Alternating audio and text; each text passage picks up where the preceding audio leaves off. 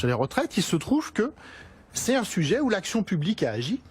Hein, et donc, il y a quelqu'un que tout le monde a oublié, effectivement, qui s'appelle Lionel Jospin, qui avait mis en place un fonds de réserve pour les retraites. Ce fonds de réserve, il est doté de plus de 30 milliards. 35, je dirais même. Voilà. Ouais. Mais il y a des engagements qui fait que bon. D'autre part, les systèmes de retraite complémentaires ont eux aussi des fonds de réserve. Et le président du Conseil d'orientation des retraites, qui est censé être quand même la personne qui connaît le mieux l'état des retraites en France, nous dit ces fonds de réserve, leur total c'est 116 milliards d'euros. Donc au bas mot, on a, j'avais en tête aussi. voilà, au bas mot, on a 150 milliards de réserves pour les retraites. Il y a un petit problème, Gilles, dans votre. Non, non, mais. Dans la non, non, continuez. Et alors, j'ai pas fini.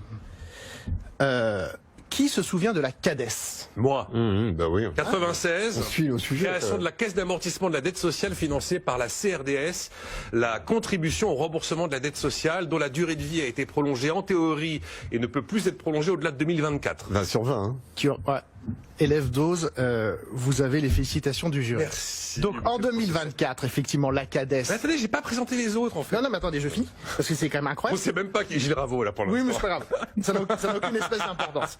Parce que ça, c'est une chose, information chacun peut vérifier sur Internet facilement. Donc la CADES, effectivement, aura fini de rembourser la dette de la Sécu en 2024 et dégagera au minimum encore 24 milliards d'euros. Le président de la Elle CADES... dégage à 24 milliards. Mais oui, d'euros. oui. Jean-Louis Ray déclare « Aucun gouvernement n'a eu à arbitrer une telle manne ».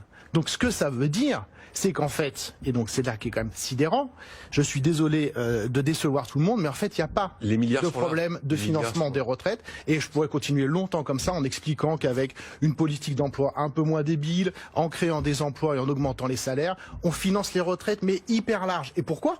Parce qu'il y a eu plein de réformes des retraites. Oh là, oui. Et qu'en fait, les gens qui arrivent à la retraite aujourd'hui le constatent. Les retraites ont vachement baissé. Et en fait, le vrai problème des retraites, c'est la pauvreté des vieux, qui va arriver de façon évidente dans les prochaines années. Qui n'est pas massive aujourd'hui. Qui n'est pas du tout massive aujourd'hui, massive qui est la aujourd'hui. plus grande réussite de l'histoire sociale de la France.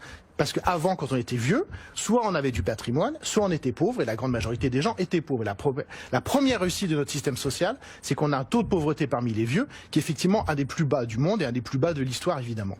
Mais demain, avec la dépendance, les amis des EHPAD qui se gavent et qui vous coûtent 2000 ou 3000 euros par mois, etc., on va avoir un énorme problème social qui va être la pauvreté, en fait, des vieux, des gens, des parents, les enfants qui vont devoir revendre la maison qu'ils ont mis 20 ans à acheter pour payer la dépendance de mamie, papy, etc. Donc c'est ça le vrai souci. Et je passe sur l'incroyable écart d'espérance de vie qui existe dans notre pays. Étude de l'INSEE de 2017, 13 ans d'écart d'espérance de vie entre un ouvrier qualifié et quelqu'un comme moi. C'est quand même des trucs énormes. Donc pourquoi on parle pas de ça et pourquoi on nous gave une fois de plus avec un problème monétaire qui, je suis désolé, n'existe pas ?